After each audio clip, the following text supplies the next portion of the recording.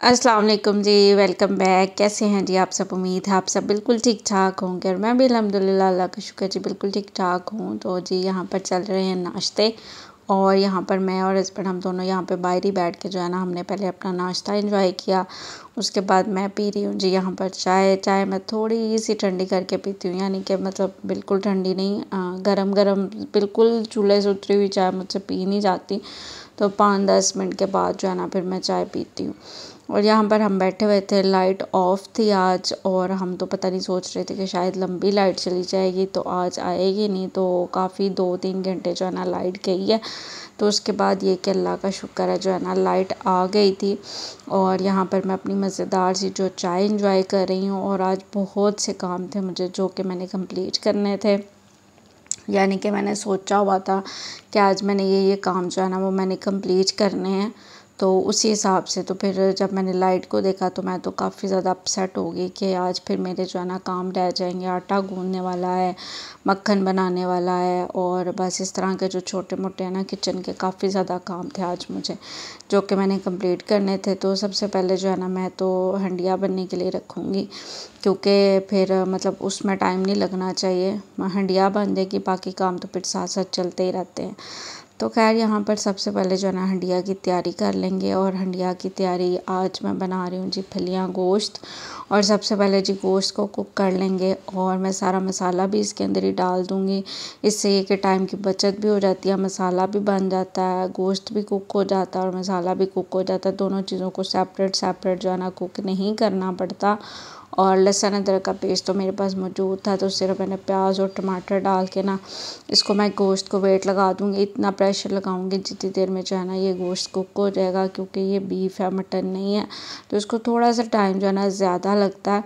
तो बाकी हर जगह का डिफरेंट हिसाब होता है, पानी के हिसाब से भी टाइम लगता है, लेकिन हर जगह का डिफरेंट होता है। तो इसलिए जो है ना सबसे पहले इसको गला लेंगे, इसको रख दिया। और नेक्स्ट जो मैंने काम करना था वो मैंने आटा गूंदने के लिए लगाना था, क्योंकि मुझे ये था कि दोबारा से अगर लाइट चलेगी तो फिर मुझे आटा जो है ना हाथ से गूंदना पड़ेगा, क्योंकि आटा बिल्कुल नहीं था, मतलब थोड़ा सा रखा हुआ था। तो मुझे ये था कि चलो मैं इसको गूंद लूँ, क्योंकि काम नहीं पड़ना चाहिए। तो इसलिए फिर मैं जो ना मैंने कहा फटाफट से ये काम तो मैं करने के लिए लगाऊँ। तो आटा जो है ना मैं मशीन में डायरेक्ट नहीं डालती, क्योंकि मतलब आपको पता है हमारे पाकिस्तान का जो वेदर है और ये जो हब्स वाला मौसम है, तो सो कीड़े वगैरह, सूंडी या कुछ सुसरी वगैरह कुछ कोई भी चीज़ हो सकती है। तो सबसे पहले जो है ना मैं इसको छानती हूँ, इसके बाद जो है ना मैं इसको मशीन के अंदर ऐड करती हूँ। इससे कि मेरे मन की तसल्ली भी हो जाती है और आई थिंक ये सेफ़ भी है। बच्चों ने भी खाना होता है तो फिर छान लेना जो बेहतर होता है। कोई भी छोटे छोटे बारीक जो ज़रात होते हैं, जो भी चीज़ें होती हैं ना वो निकल जाती हैं, तो जो है ना फिर मैं रिलैक्स हो जाती हूँ। तो इसलिए सबसे पहले मैं छान लेती हूँ एक बाल्टी में, उसके बाद जो है ना मैं मशीन के अंदर ऐड करती हूँ। थोड़ा सा टाइम टेकिंग ज़रूर होता है, लेकिन ये कि मुझे रिलैक्स हो जाती हूँ मैं कि चलो मैंने आटा छाना हुआ है। और उसके बाद मशीन के अंदर डालने के बाद जो है ना मैं इसके अंदर थोड़ा सा ऑयल ऐड करती हूँ। ऑयल ऐड करने से जो है ना एक तो आटा भी अच्छे से गूंथता है और जो है ना रोटी जो है ना वो भी बड़ी नरम बनती है। पहले मैं नहीं ऐड करती थी, लेकिन अब मैंने ऐड करना शुरू किया है, तो इसलिए जो है ना मैं थोड़ा सा ऑयल ऐड करती हूँ, फिर उसको चलाती हूँ और थोड़ा सा जब वो मिक्स हो जाता है उसके बाद जो है ना पानी ऐड करती हूँ। आराम से ऊपर जो बना हुआ होल उसके अंदर छोटे छोटे सुराख हैं, तो उसके ज़रिए पानी ऐड करते हैं। वो फिर आहिस्ता जाता है ना, तो फिर सारे आटे में पानी जो है ना मतलब एकदम पानी डालने से बेहतर ये तरीका है। वैसे भी इसके इंस्ट्रक्शन में यही लिखा हुआ है कि आप ऊपर वाले पोर्शन से पानी ऐड करें आराम से, ताकि जो है ना आटे की हर जगह अच्छी तरह बराबर पानी जाए। तो खैर जी आटा मैंने गूंदने के लिए लगा दिया है। और ये देखें जी फलियाँ, और इनको मैंने हालांकि बाज़ार से मैं लाई थी, लेकिन एक दफ़ा मैंने इनको ना अच्छी तरह से साफ़ कर लिया, देख लिया कोई चीज़ वगैरह तो नहीं है। और उसके बाद इसको मैंने अच्छी तरह से वॉश भी कर लिया, थोड़ी देर पानी में डिप करके रखा और इसको छान लिया, ताकि कोई भी मिट्टी वगैरह हो या कोई भी ऐसी चीज़ हो तो सारी चीज़ें जो है ना निकल जाए। और मतलब बाज़ार से भी लाओ तो थोड़ी सी साफ़ सफाई तो खुद करनी पड़ती है, इससे मन की तसल्ली भी हो जाती है और दिल की तसल्ली भी हो जाती है। और जो है ना चीज़ भी साफ़ सुथरी हो जाती है। फिर दिमाग में डाउट नहीं आता कि हाँ ये साफ़ नहीं है या गंदी होगी तो या कोई मिट्टी वगैरह होगी, तो इस वजह से साफ़ कर लेना बेहतर होता है। क्योंकि एक दफ़ा मेरे साथ ऐसा हुआ था, मैंने साफ़ नहीं किया, जस्ट वॉश करके ना तो मैंने इसको बना लिया था और उसके अंदर काफ़ी जो है ना मतलब मिट्टी थी या पता नहीं पत्थर वगैरह थे या कुछ भी था, वो मुंह में आया एक दो दफ़ा। तो फिर मैं तब से जो है ना मैंने एक्सपीरियंस हासिल कर लिया, तो कि अब मैं ज़रूर इसको एक दफ़ा साफ़ कर लेती हूँ और इसको वॉश कर लेती हूँ। तो बस जी, इंसान अपने एक्सपीरियंस से ही सीखता है, इंसान गलतियाँ कर कर के ही सीखता है, गलतियाँ कर कर के ही अपने आप को सुधारता है। तो आई थिंक यही लाइफ है, जब तक हम गलती नहीं करेंगे सीखेंगे नहीं। क्या उसको कहते हैं, जब हम ठुड्डे खा खा के जो है ना अक्ल आती है वो वाला हिसाब है। तो गलतियाँ कर कर के ही हमें पता चलता है कि क्या सही है और क्या हमारी गलतियाँ और क्या नहीं है। तो खैर जी, आटा गूँध गया था, उसको भी मैंने डब्बे से निकाल के जो है ना फ्रिज में रखा। और एक और बात, आटा जब भी मैं गूँधती हूँ ना, मैं उसके अंदर फ्रिज वाला पानी ऐड करती हूँ, यानी कि ठंडा पानी मैं उसके अंदर ऐड करती हूँ। क्योंकि जब वो मशीन में चलता है ना और गर्म पानी मतलब ताज़ा पानी ऐड करो ना तो आटा गर्म हो जाता है, क्योंकि शायद मशीन की वजह से जो हीट पैदा होती है उससे। तो ये भी मैंने एक्सपीरियंस ही किया था कि जब मैं आटा निकालती थी ना तो आटा का टेम्परेचर काफ़ी गर्म होता था। तो फिर मैं कहती थी कि ये तो तरीका नहीं सही, तो फिर हम जो है ना मैं फ्रिज वाला जो पानी है ना वो ऐड करती हूँ। इससे जो है ना आटा ठंडा रहता है, सही रहता है, नॉर्मल टेम्परेचर पे रहता है। तो इस वजह से अब जो है ना मैं फ्रिज का पानी ऐड करती हूँ और मेरा एक्सपीरियंस उसके साथ काफ़ी ज़्यादा अच्छा जा रहा है। तो खैर जी, बाकी सारे काम साथ साथ चल रहे हैं। और यहाँ पर जी अब मैं बना रही हूँ जी मक्खन। और मक्खन मैं बना लूँगी क्योंकि देसी घी ख़त्म हुआ हुआ था। तो जी मलाई वाला बोल था वो भी मेरा काफ़ी ज़्यादा फुल हुआ हुआ था और देसी घी भी ख़त्म हुआ था। तो मैंने कहा चले अब ये भी काम कर लेते हैं। और रात को जो है ना मैंने मलाई निकाल के रख दी थी ताकि सुबह तक वो फर्मेंट हो जाती और फिर जल्दी से मक्खन निकल आता, उसमें बिल्कुल टाइम नहीं लगता। तो वो मैंने काम कंप्लीट किया। मक्खन निकालने के लिए भी आपको ठंडा पानी ऐड करना पड़ता है, गर्म पानी में कभी भी मक्खन नहीं निकलता, वो यकजान ही नहीं होता, वो ऐसे अजीब सा नरम नरम सा हो जाता है। तो अगर आपने उसको यकजान करना है, अच्छी तरह से क्लीन करना है, तो आप उसको उसके अंदर ठंडा पानी ऐड करना पड़ेगा। तो जी मक्खन मेरा निकल के रेडी हो गया है। तो अब तो गैस जाने का टाइम है, तो अब तो मैं देसी घी नहीं बनाऊंगी, देसी घी मैं बनाऊंगी शाम को जब गैस आती है ना 5 साढ़े 5 बजे, तब मैं रखूँगी देसी घी बनने के लिए। क्योंकि इसको भी 2 ढाई घंटे 3 घंटे आराम से लग जाते हैं बनने के लिए, क्योंकि मैं जो ना हल्की आंच पे बनाती हूँ। तो जी उसको मैंने ढक के जो है ना रख दिया था साइड पे। मैंने कहा इसको तो बाद में काम करेंगे। और यहाँ पर जी अब मैं नेक्स्ट अपना काम करने लगी और हंडिया भी बिल्कुल मैं साथ साथ बना रही हूँ। और नेक्स्ट मेरा ये काम है कि मैंने जो है ना धनिया पुदीने की चटनी ख़त्म हुई थी, आज चटनी बननी थी, तो ये भी मैं बना रही हूँ। और धनिया तो मैंने एक दिन पहले मंगवा के काट के रख लिया था, तो आज मैंने थोड़ा सा धनिया और मंगवाया।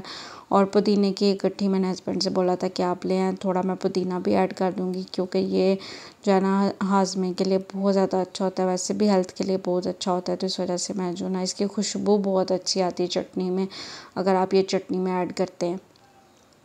तो इसलिए एक गट्ठी मैंने पुदीने की मंगवा ली थी और 2-3 गट्ठियाँ धनिए की थी। तो जी ये भी मैंने इसको भी यहाँ पानी के अंदर डाल रही हूँ ताकि इसकी भी जो मिट्टी वगैरह ना वो अच्छी तरह से निकल जाए। और जो है ना आप ये देखें जी मिट्टी जो है ना सारी नीचे बैठ जाएगी और ऊपर से मैं धनिया और पुदीना जो है ना डाल लूँगी। तो जी देखें जी साथ साथ जो है ना मैंने मसाला भून लिया और वेट लगाने तक मैंने कितने जो काम थे वो मैंने कंप्लीट किए हैं, बहुत ज़्यादा काम कंप्लीट किया आपके सामने। तो देख लें, हंडिया बनाने के टाइम में मैंने जो है ना अपने सारे काम जो है ना मैनेज कर लिए।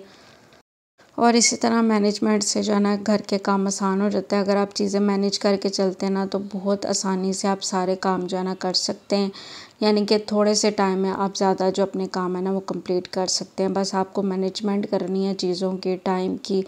अगर आप एक काम कर रहे हैं तो अगर आप उसके बीच में थोड़ा सा फ्री हैं या कोई ऐसा काम है तो उसमें बैठने के बजाय आप दूसरा काम स्टार्ट करके उसको फटाफट से ख़त्म कर सकते हैं। यानी कि जिस तरह मैंने अब वेट लगाया और मैंने बहुत से जो काम थे बैक पे कंप्लीट कर लिया, आटा गूंदा और जो है ना मैंने धनिए पुदीने की चटनी बनाई, मक्खन बना लिया, मतलब ये सारे काम जो है ना मैंने हंडिया के वेट के अंदर, यानी कि कह लें 20 से 25 मिनट के अंदर अंदर जो है ना मैंने ये सारे काम जो है ना कंप्लीट किए। और अल्हम्दुलिल्लाह जी मेरे जो काम है ना वो कंप्लीट हो गए। और बस अब जी मसाला भी मैंने भून लिया। अब मैं इसके अंदर पानी ऐड करूँगी और जो इसके अंदर जो गोश्त है ना वो निकाल लूँगी, क्योंकि फलियों को भी वेट लगता है, वो भी प्रेशर में ही बनती हैं, यानी कि मैं प्रेशर में बनाती हूँ। ऐसे भी लोग बनाते होंगे प्रेशर के बगैर, लेकिन प्रेशर में ही आई थिंक 10-12 मिनट के प्रेशर में ही जो है ना ये फिर ही कुक होती हैं। और अगर हम इसको वैसे पकाएं तो आई डोंट नो कितना टाइम लगता है, लेकिन मैं तो हमेशा प्रेशर में ही बनाती हूँ, तो इसलिए कि 10-12 मिनट में जो है ये ना अच्छी तरह बन जाती है। तो खैर गोश्त मैंने अच्छी तरह भून के निकाल लिया, इसके अंदर पानी ऐड कर दिया था। अब इसके अंदर करूँगी फलियाँ ऐड, और फलियाँ ऐड करने के बाद जो है ना मैं इसको लगा दूँगी दोबारा से वेट। तो जी जितनी देर में इसका वेट होगा दोबारा से, तो जैसे कि मैंने आपको पहले बताया, जो मैं बाकी के काम मेरे रह गए हैं वो मैं कंप्लीट कर लूँगी। धनिया पुदीना मैंने बना लिया था, लेकिन चटनी अभी मेरी बनाने वाली पड़ी थी, तो इसलिए मैंने कहा चलें पहले मैं जो है ना चटनी बना लेती हूँ, ताकि ये भी मेरा काम जो है ना कंप्लीट हो जाए। और यहाँ पर जी सबसे पहले जी हरी मिर्चें ऐड कर रही हूँ। आपको जिस हिसाब से स्पाइसेस अच्छे लगते हैं ना, आप उस हिसाब से इसके अंदर जो है ना हरी मिर्चें ऐड कीजिएगा। मैंने थोड़ी सी ज़्यादा ऐड की थी, 5 तो ऐड की थी, क्योंकि स्पाइसी थोड़ा सा जो है ना आना चाहिए, टेस्ट आना चाहिए स्पाइसीनेस का, तो इस वजह से वो ऐड किए हैं। बस जी इसके अंदर धनिया पुदीना ऐड करेंगे, 2 घूंट मैं इसके अंदर पानी ऐड करूँगी और इसको जो है ना मैं ग्राइंड कर लूँगी। सिंपल, इसके अंदर और कोई मैं चीज़ ऐड नहीं करती, कोई ऑयल, कोई नमक, कोई हल्दी, कोई चीज़ नहीं ऐड करती। इसी तरह से ये जो है ना डाल के तो अब मैं इसको ग्राइंड कर लूँगी। और जो है ना 2 घूंट मैंने पानी भी ऐड किया था, क्योंकि बिल्कुल खुश्क तो ये ग्राइंड भी नहीं होगी। तो अगर आपके पास ऐसा ग्राइंडर है कि बिल्कुल पानी डाले के बगैर भी हो सकते हैं तो आप ज़रूर करें, लेकिन मेरे पास तो जो है मैंने उस हिसाब से करती हूँ। और इतना फ़ील नहीं होता है 1-2 घूंट पानी डालने से, कोई 1-2 टेबल स्पून आप कह लें, 1 से 2 टेबल स्पून के करीब आप पानी ऐड कर लें। तो खैर जी चटनी ये देखें जी हमारी बन के रेडी हो गई है। और अब जो ग्राइंडर के अंदर चटनी है ना वो हम कैसे यूज़ करेंगे वो भी मैं आपको बताऊंगी, क्योंकि आप जितना मर्ज़ी कोशिश कर लेना, ये ग्राइंडर के अंदर क्लीनिंग अच्छी तरह से नहीं होती, थोड़ी बहुत जो चीज़ है ना वो लगी रह जाती है, यानी कि चटनी थोड़ी बहुत लगी रह जाती है। तो आज जो मैंने चटनी बनानी है तो वो मैं ग्राइंडर के अंदर ही दही ऐड करूँगी, इसको अच्छी तरह से मिक्स करूँगी और हमारी जो चटनी है ना वो बन के रेडी हो जाएगी, यानी कि यूज़ भी हो जाएगी, ज़ाया भी नहीं होगी, और आज का जो काम है ना वो भी हो जाएगा। ये देखें जी इसी तरह से ग्राइंडर में चलाऊँगी, ग्राइंडर में डाल के तो वो ये कि थोड़ा सा झाग वगैरह ऊपर आ जाएगी, झाग ऊपर आ जाएगी। और झाग जो है ना फिर वो फिर अजीब सी लगती है, वो अजीब सी झाग वाली चटनी हो जाती है, इसलिए ग्राइंडर मैंने नहीं चलाया, जस्ट उसको मैंने अच्छी तरह से हिला के मिक्स कर लिया। और आप जी इस फोक की मदद से इसको अच्छी तरह से फेंट लूँगी, इसके अंदर ऐड करूँगी जी थोड़ा सा नमक, और जो हमारी चटनी है वो बन के रेडी हो जाएगी। ये देखें जी ग्रीन ग्रीन सी बड़ी मज़ेदार सी चटनी जो है ना हमारी बन के रेडी हो गई है। और जी इतनी देर में जो हमारी हंडिया का वेट था वो भी कंप्लीट हो गया। और देखें जी जो फलियाँ हैं वो बिल्कुल कुक हो गया। अब इसके अंदर मैं धनिया ऐड करूँगी, और इसके अंदर जो मैंने मतलब गोश्त निकाला था बाहर वो इसके अंदर ऐड करूँगी, गरम मसाला ऐड करूँगी, और बस जी इसको ढक के जो है ना थोड़ी देर के लिए पकाएंगे, जब तक हमें लगेगा इनफ हो गया मसाला तो बस हमारी हंडिया बन के रेडी है। और मतलब देख लें मैंने हंडिया भी बना ली और बहुत से जो काम है ना वो भी मैंने कंप्लीट कर लिए।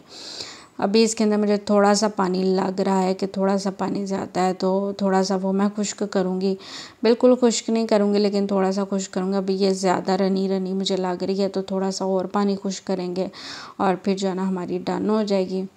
और जी उसके बाद जी खाना वगैरह बनाया, रोटियाँ वगैरह बनाई और खाना शाना खाया। उसके बाद जी यह शाम का टाइम, यहाँ पर बन रहा है जी देसी घी, तो देसी घी मैंने बना के यहाँ पर रेडी कर लिया, और मैं अब आपके साथ शेयर करती हूँ कि मैंने किस तरह इसको छाना था। ये देखें जी इसको, ये बस इस तरह ही मैंने हल्की आंच पर बनने के लिए छोड़ दिया था, और ये खुद ही जो है ना पक के, लेकिन आपने इसका ध्यान रखना है, इसको बिल्कुल छोड़ना नहीं है। अगर आप छोड़ के जाएंगे तो ये उबल भी सकता है, गिर भी सकता है, तो आपने बिल्कुल इस पर नज़र रखनी है। तो खैर जी यहाँ पर जी देसी घी बन के रेडी हो गया था। और ये देखें जी अब मैं इसको जो है ना बाउल थोड़ा सा ठंडा जब हुआ था तब मैंने इसको जार में ट्रांसफ़र किया था, यानी कि बिल्कुल गरम गरम को इसको ट्रांसफ़र नहीं करना, थोड़ा सा आप ठंडा कर लें। हालांकि जो मेरा जार है वो शीशे का है, लेकिन फिर भी एहतियात करनी चाहिए, मतलब बिल्कुल गरम गरम जो है ना वो ट्रांसफ़र नहीं करना चाहिए, थोड़ी सी एहतियात अच्छी होती है। तो खैर इसको अब मैंने जो मेरे पास बरीक पोनी है ना, ये बरीक वाली पोनी है, इससे छान लूँगी अच्छी तरह से। और बस जी हमारा देसी घी बन के रेडी हो गया। और आज बहुत से जो काम थे वो मैंने कंप्लीट किए, शुक्र अल्हम्दुलिल्लाह सारे काम कंप्लीट हो गए।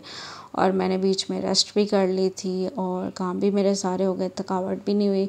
तो बस इसी तरह से जी कामों को मैनेज करना होता है, डेली रूटीन को मैनेज करना होता है, और इसी तरह से ही हम रूटीन को मैनेज करके चलते हैं। तो बस जी इसके साथ ही जो है ना वीडियो का एंड करती हूँ। आपको आज की वीडियो कैसी लगी मुझे ज़रूर बताइएगा, और मैं चलती हूँ, मुझे अपनी दुआओं में याद रखिएगा।